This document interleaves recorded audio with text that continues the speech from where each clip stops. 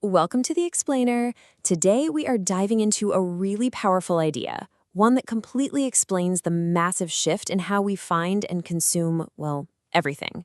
It's called the long tail, and it's this hidden force that has turned our world of shared blockbusters into a new reality of nearly infinite and, let's be honest, sometimes overwhelming choice. All right, let's kick things off with a little quiz. This is a real question that was once posed to Chris Anderson, the author of our source material. So imagine a digital jukebox service, the kind with tens of thousands of songs available. What percentage of those songs do you think get played at least one time per month? Just take a second, think of a number. My first guess? Not even close. The answer is a mind-blowing 98%. Yeah, almost every single song found an audience. At least one person somewhere wanted to hear it. Now, that one little fact just turns everything we thought we knew about pop culture completely on its head. So how on earth is that possible? How can almost everything find a buyer when we're told we live in a world ruled by a few monster hits? To really get it, we've got to rewind the clock a bit.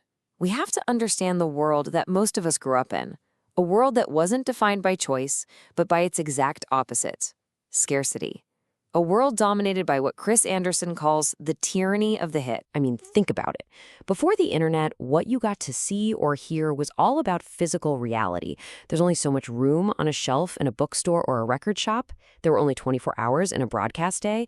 So this forced the gatekeepers, the executives, and the programmers to only bet on the safest things, the surefire hits. They fed us this steady diet of the most popular stuff, the lowest common denominator. It wasn't about what we all wanted. It was about what most of us would be willing to buy. And the economics behind this were just brutal. In a real-world store, every single inch of shelf space had to pay rent. It had to earn its keep. So a CD that didn't sell at least 4 copies in a year? Gone. A movie that couldn't get 1,500 people into seats in just 2 weeks? It lost its screen. It was this ruthless, simple math that created our hit-driven culture. And anything that couldn't promise a huge audience was pretty much invisible. But what's really interesting is that even as we entered the 21st century, you could see the power of the hit was already starting to crumble. Look at this. In just 5 years, between 2000 and 2005, sales of the top 5 albums in the country got cut almost in half. People were definitely still listening to music, so if they were turning away from the biggest hits, where did they all go? Well, they went somewhere that, for most of human history, couldn't even exist as a real market. They ventured into what we now call the long tail. They went into a new world of, well, pure abundance. And that answer is the long tail. The best way to get this is to picture a graph of popularity. On the far left, you've got this tall head. That's your small handful of mega hits, the blockbusters that sell millions. But then, as you move to the right, the curve drops way down.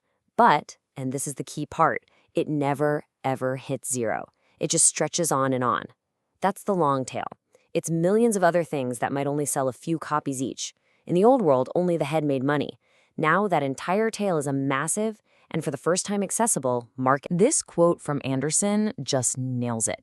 The internet didn't magically create millions of fans of, say, obscure Bolivian folk music or 19th century poetry. That demand was always there. It was just, as he says, underwater. It was hidden by the high costs of making and shipping physical stuff. The internet didn't create new land, it just lowered the water level and revealed what was there all along. And the data from the old music service Rhapsody shows this perfectly. You see, the hits, the stuff you could also find at a store like Walmart, yeah, that made up about 55% of their business. But look at this, a massive 45% of their sales came from the long tail. From music you would never find on a physical shelf. An entire half of the market was just unreachable before. And hey, remember that 98% rule from our jukebox quiz? Turns out it's pretty much a universal law of digital retail. At its peak, Apple discovered that basically every single track in iTunes sold at least once. 95% of Netflix's DVDs were rented. 98% of Amazon's top 100,000 books sold. For the first time in history, we're seeing the true, unfiltered shape of what people actually want. Okay, so if this long tail market is so huge, what actually created it? What are the fundamental forces that built this incredible new engine of abundance? It wasn't just one thing.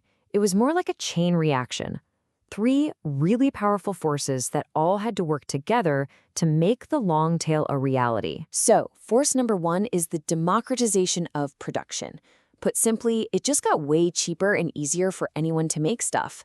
The tools that used to be locked away in expensive professional studios for music, for video, for writing, they suddenly showed up on every person's laptop. And that unleashed millions of new creators into the world. Next up, force number two, democratizing distribution. Once you made something, getting it out to a global audience became virtually free. Digital platforms like Amazon and iTunes basically act as warehouses with infinite shelf space. The cost to add one more book or one more song is practically zero. And the final force is the real magic. It's the glue that holds the whole system together, connecting all that new supply with all our hidden demand. Because when you have infinite choice, you need a guide. And that's the job of these powerful new filters, things like Google search and recommendation engines, that help us navigate this ocean of content and find the stuff we'll actually love. Right, but this brings up probably the biggest challenge of the long tail. When there are millions of options, how do you find the gold? How do you discover anything that's worth your time and money?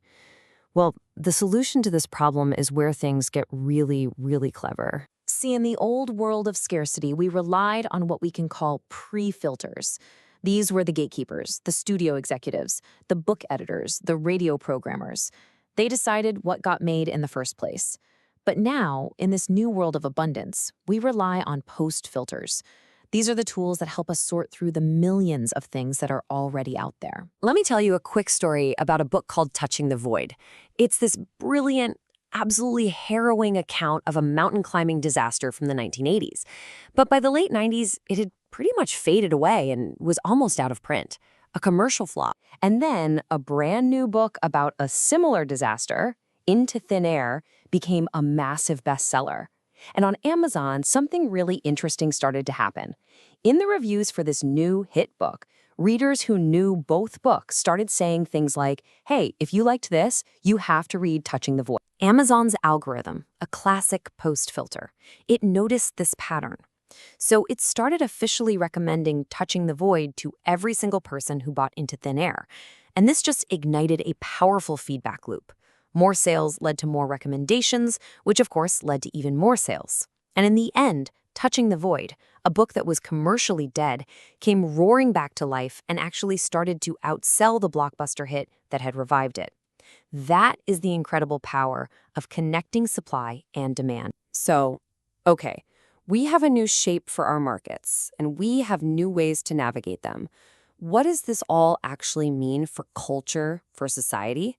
Well, this shift from scarcity to abundance, it has some really profound implications. It means we are moving away from what you could call a single, monolithic mass culture, the world where pretty much everyone watched the same 3 TV shows and listened to the same top 40 songs. We've now entered a massively parallel culture. It's a world made up of millions and millions of tiny, passionate microcultures and niche interests, all of them thriving right next to each other. The long tail, it really did shatter the old monoculture, and in its place, it gave us this incredible, personalized, infinite choice. It's a brand new lens for understanding the digital world we all live in. But it does leave us with a really provocative final question to chew on. If we're all retreating into our own perfect little niches, what happens to the common ground? What becomes of those shared cultural moments that used to bind us all together? The age of the blockbuster isn't over, not by a long shot, but now it has to share the stage with a million other acts. The real question is, are we all still sitting in the same theater?